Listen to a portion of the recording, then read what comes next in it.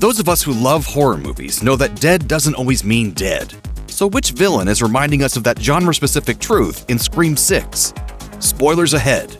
Nearly 30 years after Wes Craven's original horror classic first hit theaters and revived the slasher genre for the 90s generation, the Scream franchise is still going very, very strong.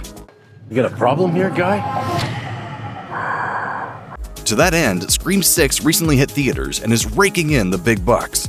As of this video, it remains to be seen if there will be a 7th entry, but one assumes that will be the case. We all know that horror franchises never truly die when there's money to be made. And hey, speaking of death, we should talk about a death from the original that has actually been called into question thanks to the latest entry. Specifically, we should address the alleged death of Stu, the fan-favorite killer from the original who plotted the OG Woodsboro murders alongside Billy Loomis. Now, most of us have assumed that Stu died back in '96 after being stabbed and having a TV dropped on his face by Sidney. But is he really dead? As unlikely as Stu's resurrection would seem, we now have at least some reason to believe he could have survived and maybe, just maybe, he could return in the presumed 7th film. Be right back! As is always the case, the identities of the killers are kept secret until the final act of Scream 6, with plenty of twists, turns, and misdirection along the way.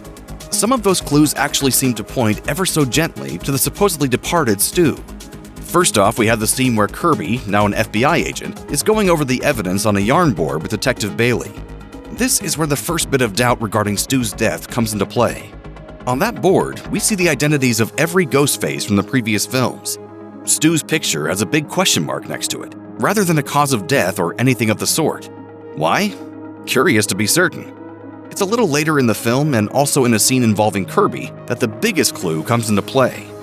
After discovering the Ghostface shrine in New York City, Kirby sits down with Mindy, and the two end up testing one another's horror movie cred. During this conversation, Stu comes up, and, intriguingly, Mindy says something to the effect of, "If you believe he's dead." Clearly, this suggests there are conspiracy theories out there that argue Stu didn't die, just as there are conspiracy theories that suggest Sam actually orchestrated the 2022 Woodsboro murders. That conspiracy happens to be false, but what about Stu? One might roll their eyes at the notion of this character somehow being alive after all this time, but let's also not forget that it's been a pretty popular suggestion on the web for some time. The clues in this latest movie may be just a sly acknowledgement of that fan theory by screenwriters Guy Busick and Jamie Vanderbilt. Then again, how dead is dead in a Scream movie? Particularly this Scream movie. Did you miss me? We need look no further than Chad, who was stabbed an ungodly amount of times in Scream 5. He was arguably the deadest person in the history of the series to actually survive. So if Chad can live, why not Stu? In some ways, it doesn't seem like it would be breaking the established laws of this universe as we're coming to understand it. Also, it's extremely important to note that these filmmakers also found a pretty damn clever way to bring Billy back, even if it's only as a digitally de-aged figment of Sam's imagination. Is it so hard to think these very same filmmakers wouldn't consider resurrecting Stu? Well, as it turns out, the filmmakers weighed in on the possible reappearance of Stu at some point in a spoiler-filled interview with Variety following the film's release. Of note, during the final battle, Ethan has a TV dropped on his head, much like Stu does in the original Scream. The directors were asked if this was a way of proving definitively that a TV being dropped on someone's head can kill them. Director Tyler Gillette bluntly answered yes and explained further, that is scripted specifically as a brutal and definitive kill.